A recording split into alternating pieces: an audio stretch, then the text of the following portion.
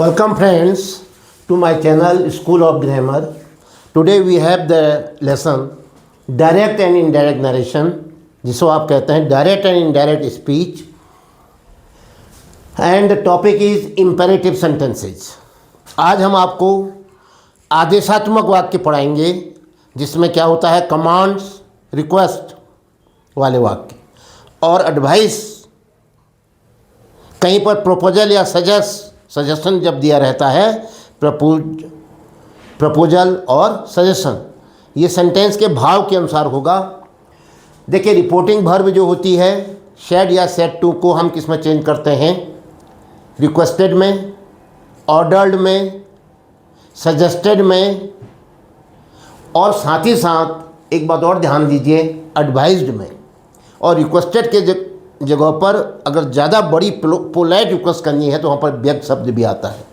ये देखना पड़ेगा कि स्पीकर कौन है और सुनने वाला कौन है, उसके अनुसार आप इसको निर्धारित करेंगे। अभी मैं आपको सजेशन और प्रपोजल वाले वाक्यों को हटा रहा हूँ तो उसके बाद अब आपके पास क्या बचे, ऑर्डर, रिक्वेस्ट और एडवाइस वाले। तो ऐसी स्थिति में कॉमा इन्वर्टेड कॉमा हटा, कंजक्शन कुछ भी नहीं लगेगा, कंजक्शन नहीं लगेगा। और उसके बाद जो वर्ब आएगी जिससे वाक्य शुरू होता है, come here, go there, stand up, तो ऐसे वाक्य, डू दिस वर्क, तो हम क्या करेंगे, ऑर्डर्ड करेंगे और हमें अनुमान आ गया कि तो कोई आदेश दे रहा है।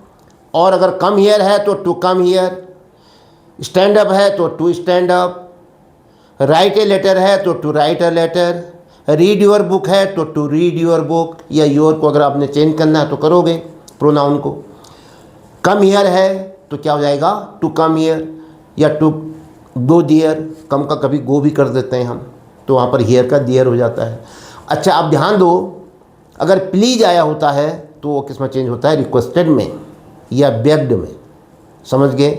अगर कोई सलाह दे रहा हमें, है ना, सलाह दे रहा है कि walk to the left, the man said to the students walk to the left, तो ऐसी स्थिति में क्या है, सुझाव, सजेशन है, सुझाव है, नहीं सॉरी एडवाइस है, सलाह है हम बच्चों को कि बच्चों बाईं ओर चलो, तो क्या कहोगे, the old man advised the boys to walk to the left, walk के आगे टू लगा दोगे।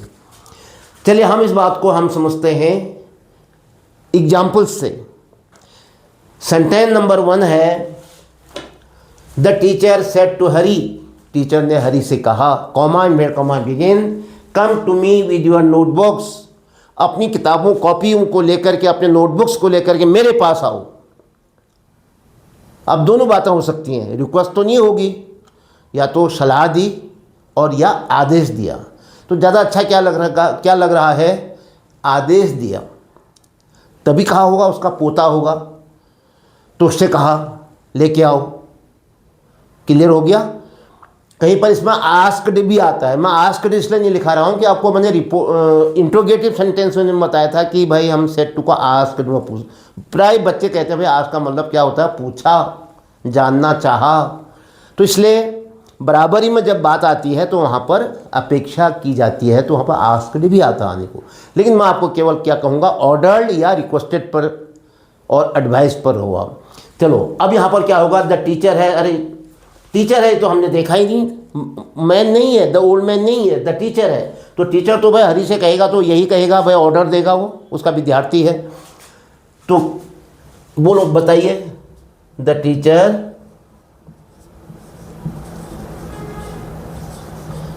क्या हो जाएगा, सेड टू किसमें चेंज होगा, ordered,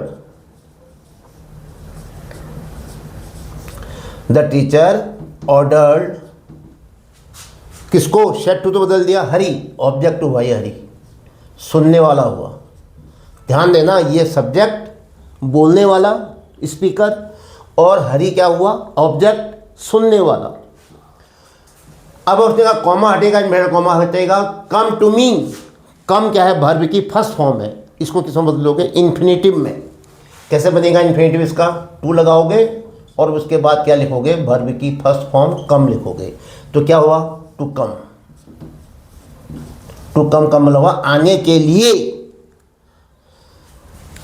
me, to come to मी, मेरे पास आओ। मी कौन कह रहा है? हमेशा ये फर्स्ट पर्सन जो है बोलने वाला कहता है मेरे पास आओ। देखो ये द टीचर कह रहा है, तो टीचर के लिए क्या कहेंगे हम? टू कम, बोलो, to him, to come to him, उसके पास क्या आओ, उसके पास आओ।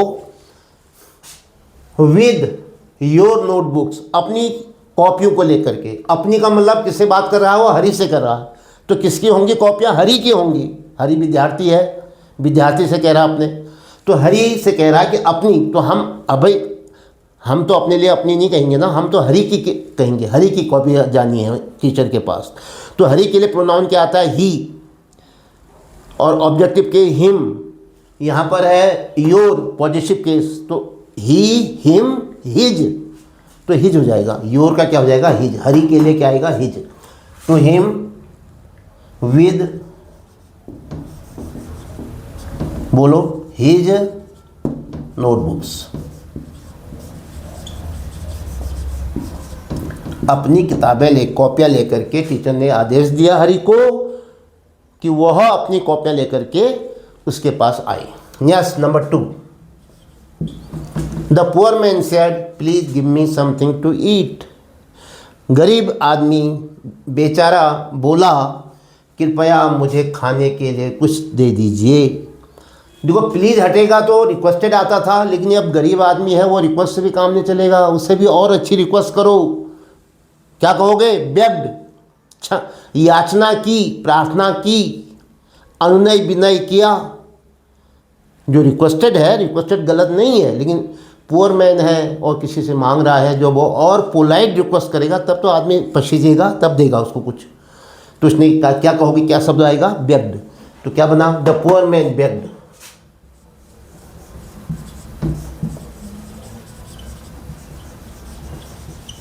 आप कंफ्यूज मत होइए, अगर आप रिक्वेस्टेड लिखोगे दैट इज ऑल्सो राइट, लेकिन और अच्छा करना चाहते हो तो क्या लिखोगे? बेग्ड। बेग में होता है उसे भीख मांगना। यहाँ पर उसने क्या किया? दया की भीख मांगी। ठीक है, the poor man bagged, comma हटेगा, मिड कॉमा हटेगा, प्लीज़ की जगह हमने बेग्ड कर दिया है, ये भी हट गया। अब गिव आ गया, गिव मी। तो गिव के आगे क्या लगाओगे? To give. इन्फिनिटिव बना दिया आपने, टू प्लस गिव, क्या बना? इन्फिनिटिव बन गया। ये इसको इन्फिनिटिव कहते हैं। इसका मतलब है ना, नेनी के लिए, देने के लिए। टू गिव मी कहा उसने। मी कौन कहता है? जो बोलने वाला होता है अपने लिए। या एक हो, ये फर्स्ट पर्सन है तो ये सब्जेक्ट के अनुसार बदलेगा, द पुअर मैन के अनुसार बदलेगा। तो पुअर मैन को क्या कहते हैं हम प्रोनाउन में? ही। उसके लिए क्या कहेंगे? ही। तो ये मी कह रहा है तो ऑब्जेक्टिव केस है, तो ही का क्या हो जाएगा? Him. Beg to give him, poor man के लिए यहाँ पर क्या लिखोगे? हिम। समथिंग टू ईट, इसको उतार दो ऐसे, something to eat. To eat मतलब खाने के लिए, ये भी इन्फिनिटिव है। Next, the father said to his daughter. Third में आइए, पिता ने अपनी पुत्री से कहा, comma and comma begin, change your shoes, अपने जूते बदल लो। अब भाई एक पिता जब अपनी लड़की को कह रहा कहीं इंटरव्यू में जा रही है या किसी कैंप में जा रही है या स्कूल को जा रही है, तो पिता उससे कह रहा है अपने जूते बदल लो। उनको पता है, वो टीचर हैं या उन्होंने जानकारी रखते हैं, तो आज वो शू मैली हो रही हैं या वो शू कलर चेंज होना है आज, तो क्या कहोगे? द फादर एडवाइज्ड, सलाह दी उन्होंने। कि यहाँ पर क्या हो जाएगा? सेड टू किस में चेंज होगा? बहुत से बच्चे ऑर्डर्ड लिख देते हैं, आदेश दिया। No, this is wrong. क्या होना चाहिए? अपनी बेटी से कह रहे हैं भाई जूते बदल लो, चेंज योर शूज, अपने जूते बदल लो। तो क्या होगा? एडवाइज, सलाह है। तो क्या कहोगे? The father advised his daughter, advised his daughter, comma हटा, इन्वर्टेड कॉमा हटा, चेंज वर्ब है, अपने जूते बदलो। चेंज के आगे इसका इन्फिनिटिव बनाओगे तो क्या करोगे? फर्स्ट फॉर्म है ये, इसके आगे टू लगाओगे, क्या बनेगा? To change, to change your. तो योर किससे कहा उसने? अपने। पिता किससे बात कर रहा है? डॉटर से। तो कह रहा अपने, यानी डॉटर अपने जूते बदलेगी ना, तो डॉटर के लिए हम क्या कहेंगे? सी। फिर ऑब्जेक्ट में क्या कहेंगे? ही, हर। और फिर पॉजिटिव में क्या कहेंगे? हर। क्लियर हो गया? उसको और अपने, उसके। तो इसका मतलब डॉटर के लिए क्या आ जाएगा? भाई योर की जगह में क्या आ जाएगा? हर शूज, ये आ जाएगा। The father advised his daughter to change her shoes. Yes, 4 में क्या है? The principal said to the boys work hard, कठिन मेहनत करो, टू पास द एग्जामिनेशन, परीक्षा पास करने के लिए। तो यहाँ पर क्या है? द प्रिंसिपल ने ऑर्डर किया क्या है? भाई इम्तहान में पास होने के लिए कठिन मेहनत करो। प्रिंसिपल आ रहा है, बच्चों को समझा रहा है, बच्चों को उनका मनोबल बढ़ा रहा है, तो क्या होना चाहिए बताओ? रिक्वेस्टेड तो आएगा नहीं, समझ रहे हो तुम? प्रिंसिपल कह रहा अपने विद्यार्थियों से। ऑर्डर इसलिए नहीं आएगा कि यहाँ पर एक कोई ऐसी व्यवस्था है नहीं। भाई वो कह रहा है भाई इम्तहान सिर पर है, मेहनत करो। तो क्या हुआ? ये प्रिंसिपल जो है बच्चों का या विद्यार्थियों का मनोबल बढ़ा रहा है। तो क्या कहोगे? सुझाव दिया, सलाह दी। कितना अच्छा शब्द है, सलाह दिया। तो इस यहाँ पर शेड टू किसमें चेंज होगा? एडवाइज्ड में। तो कैसे कहोगे? द प्रिंसिपल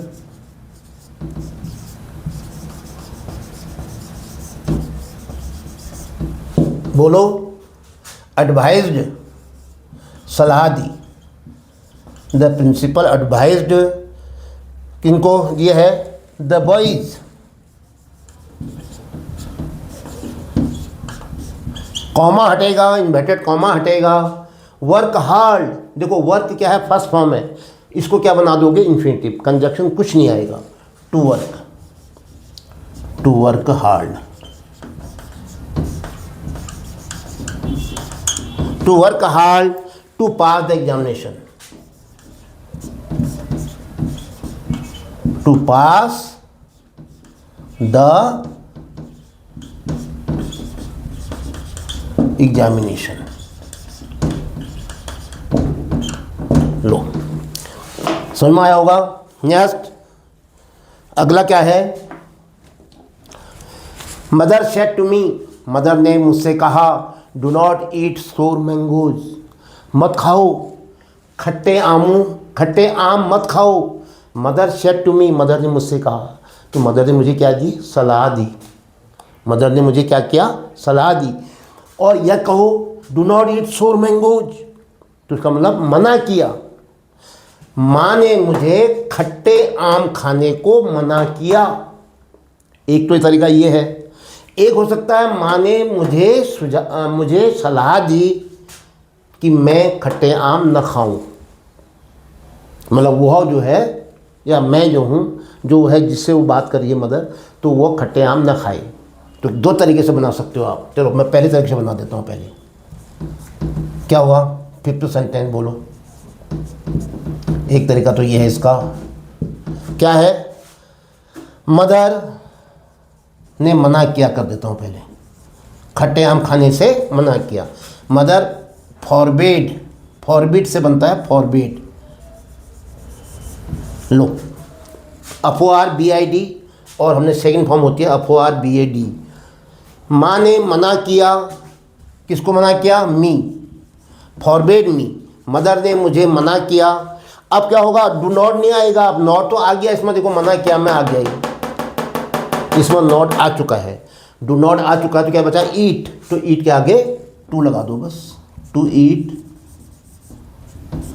शोर मैंगोज। क्या अर्थ हुआ इसका? माँ ने मुझे खट्टे आम खाने को मना किया।